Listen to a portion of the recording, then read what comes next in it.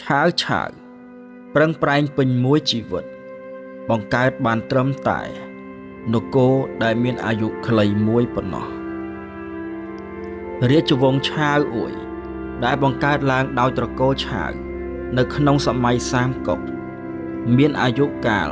សរុប45ឆ្នាំប៉ុណ្ណោះការចាប់ផ្ដើមនៅឆ្នាំ220នៃគ្រិស្តសករាជ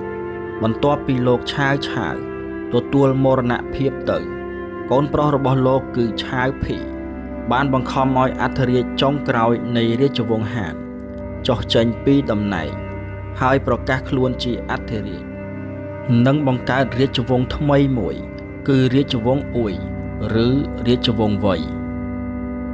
ការបញ្ចប់ឆ្នាំ265នៃគ្រិស្តសករាជរាជវង្សនេះត្រូវបានដួលរលំនៅពេលដែលត្រកូលសឺម៉ាដែលនាំមុខដោយសឺម៉ាយានបានដណ្ដើមអំណាចពីអធិរាជចុងក្រោយនៃរាជវង្សវៃហើយបង្កើតរាជវង្សចិនជំនួសវិញយ៉ាងណាមិញនៅក្នុងរាជវង្សវៃអួយដែលបានបង្កើតឡើងដោយត្រកូលឆាវយ៉ាងហោចណាស់មានអធិរាជ5អង្គដែលបានសោយរាជ្យទី1គឺឆាវភីឆ្នាំ220ដល់ឆ្នាំ226 2. ឆាវអួយឆ្នាំ226ដល់239 3. ឆាវហ្វាងឆ្នាំ239ដល់ឆ្នាំ254 4. ឆាវម៉ៅឆ្នាំ254ដល់ឆ្នាំ260 5. ឆាវហួនឆ្នាំ260ដល់ឆ្នាំ265នៃគ្រិស្តសករាជប៉ុន្តែ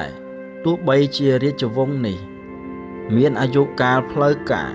ត្រឹមតែ45ឆ្នាំក៏ដោយប៉ុន្តែអំណាចជាក់ស្ដែងរបស់ត្រកូលឆាវបានចាប់ផ្ដើមតាំងពីសម័យកាលលោកឆាវកាន់កាប់តំណែងជាមហាឧបរាជក្នុងរាជវង្សហានមកម្លេះប្រហែលតាំងពីឆ្នាំ196មកទោះបីជាយ៉ាងណាក៏ដោយលោកឆាវដែលជាបិតាបង្កើតគ្រឹះនៃរាជវង្សនេះមិនដែលប្រកាសខ្លួនជាអធិរាជឡើយលោកត្រូវបានគេថ្វាយព្រះនាមថាអធិរាជវៃអ៊ូទីជាកិត្តិយសបន្ទាប់ពីលោកបានចែកឋានទៅហើយថ្វីត្បិតថារាជវង្សវៃអួយមានស្ដេចគ្រងរាជរហូតទៅដល់5ព្រះអង្គក៏ពិតមែនប៉ុន្តែអំណាចរាជការបានធ្លាក់ចុះតាំងពីជំនាន់ស្ដេចឆាវយួយដែលជាស្ដេចអង្គទី2បានសោយទីវង្គតមកម្លេះនៅក្នុងរាជស្ដេចទី3ឆាវហ្វាងរាជការរបស់នគរវៃចាប់ផ្ដើមធ្លាក់ក្នុងកណ្ដាប់ដៃត្រកូលសឺម៉ាជាបណ្ដាមកហើយ